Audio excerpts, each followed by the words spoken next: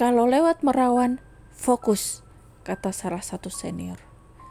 Hai, balik lagi di Cerita Dini. Apa kabar kalian semua? Semoga sehat selalu dan selalu bahagia.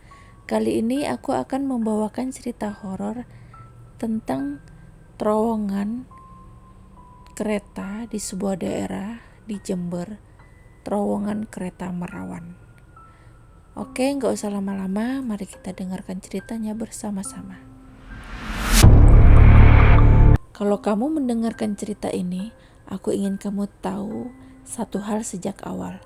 Cerita ini tidak akan membawa kamu ke tempat yang jauh, tidak akan memindahkan kamu ke dunia lain, tidak akan menunjukkan sosok secara terang-terangan.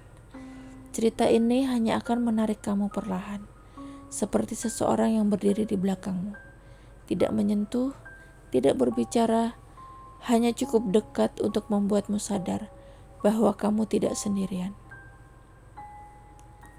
Aku akan menceritakan kisah ini sebagai masinis, supaya gampang ya. Jadi ceritanya ini diibaratkan ceritaku, aku seorang masinis.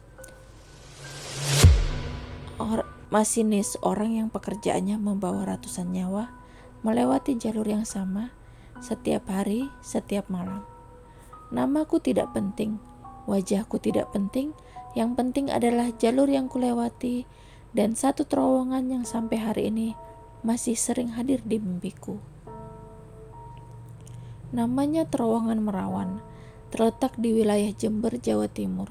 Terowongan tua, peninggalan lama, dan sampai sekarang masih aktif.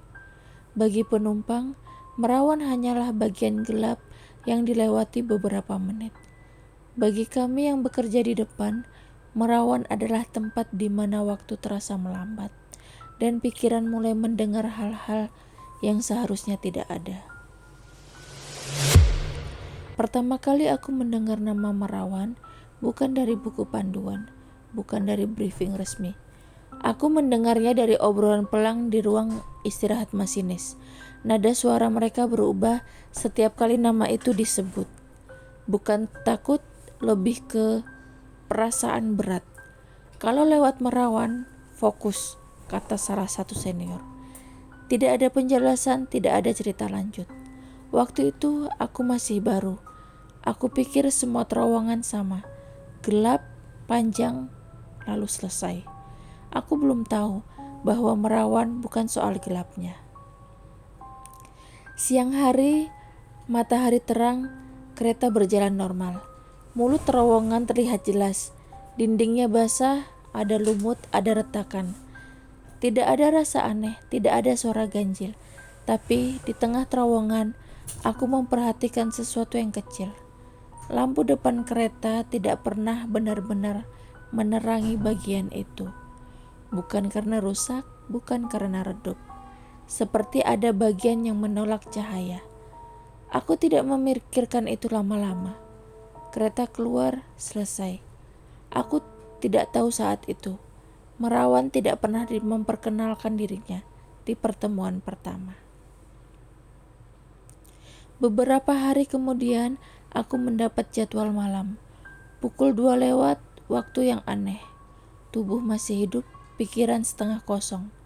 Saat kereta mendekati Merawan, aku mulai merasa tidak nyaman. Tidak ada suara, tidak ada bayangan. Hanya perasaan seperti memasuki rumah orang tanpa izin. Begitu kereta masuk, suara berubah. Roda besi bergema lebih panjang. Udara di kabin terasa berat. Tanganku berkeringat, aku mengusapnya berulang kali. Aku merasa seperti ada yang berdiri di sampingku. Bukan melihat, bukan mendengar. Hanya merasakan keberadaan. Aku menatap lurus ke depan. Aku tidak berani menoleh.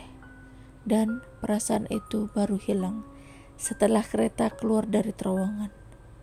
Malam itu aku tidak bercerita pada siapapun. Merawan bukan tempat yang langsung menunjukkan wajahnya. Ia bekerja perlahan. Kadang aku hanya merasa kereta lebih berat saat keluar. Kadang aku merasa kabinku lebih sempit.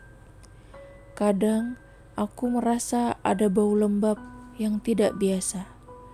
Dan yang paling sering, aku merasa ada yang berdiri terlalu dekat di sisi kereta. Tidak selalu, tapi cukup sering, untuk membuatku mulai menghitung hari setiap kali mendapat jadwal malam. Pada suatu malam, aku mendengar suara yang tidak seharusnya ada. Bukan benturan, bukan gesekan, tapi suara langkah. Pelan, teratur. Awalnya aku kira itu gema roda, tapi semakin lama aku sadar iramanya berbeda. Langkah itu menyamai kecepatan kereta. Tidak mendahului, tidak tertinggal.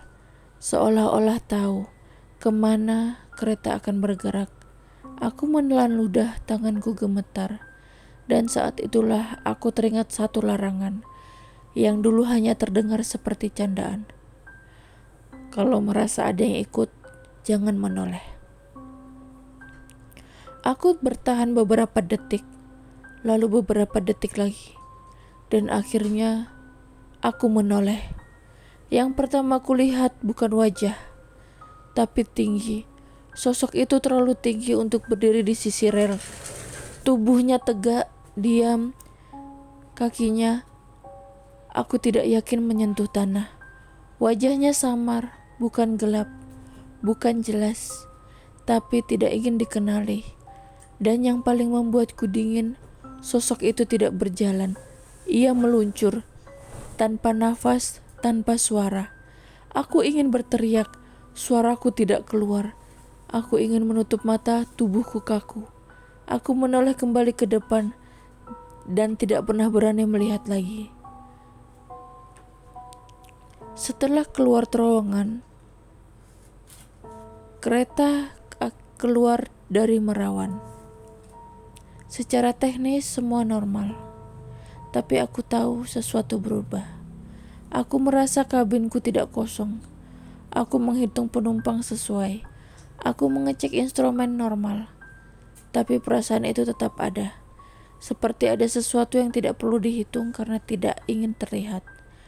Malam itu aku tidak tidur. Cerita-cerita yang datang setelah kejadian itu, aku mulai mendengar cerita bukan lagi sebagai candaan. Penjaga rel tua pernah berkata padaku, yang ikut masuk belum tentu keluar. Ia pernah melihat sosok berdiri di mulut terowongan. Tidak masuk, tidak pergi, seperti menunggu giliran. Seorang ibu yang rumahnya dekat rel mengaku sering mendengar tangisan malam hari. Tangisannya panjang, pelan, seperti orang lelah. Setiap pintu dibuka, tangisan itu berhenti. Tapi saat pintu ditutup, suara itu kembali, lebih dekat. Seorang petugas kebersihan kereta pernah menghitung penumpang 2 kali. Jumlahnya berbeda. Setelah melewati Merawan, ia tidak pernah mau bercerita detail. Hanya bilang, ada yang duduk tapi tidak mau dilihat. Aku masih ingat malam itu. Kereta melaju pelan. Udara sangat tenang. Saat masuk Merawan, aku tidak mendengar langkah. Aku tidak melihat bayangan. Tapi aku mendengar bisikan. Bukan suara jelas, lebih seperti pikiranku yang bukan milikku. Aku menatap lurus. Aku tidak menoleh. Dan aku merasakan sesuatu berdiri sangat dekat di belakangku.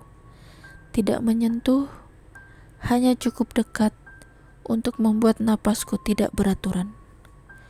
Saat keluar dari terowongan, aku menangis. Bukan karena takut, tapi karena aku tahu aku tidak akan pernah bisa melewati tempat itu dengan hati yang sama lagi. Aku dipindahkan tugas, bukan karena laporan resmi, bukan karena kesalahan, tapi karena aku tidak pernah fokus saat jadwal Merawan muncul. Sampai hari ini terowongan itu masih aktif, masih dilewati. Dan setiap kali kereta masuk ke sana, aku yakin tidak semua yang ikut masuk adalah penumpang.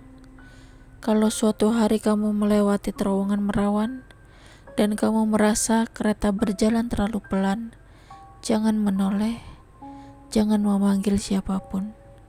Karena bisa jadi yang berdiri di sampingmu sudah menunggu jauh sebelum kamu datang. Oke, sekian ceritanya. Gimana? Bagian mana yang bikin kalian merinding? Tulis di kolom komen ya. Jangan lupa like, subscribe, dan share ke teman-teman kamu agar bisa mendengarkan cerita dari aku. Terima kasih.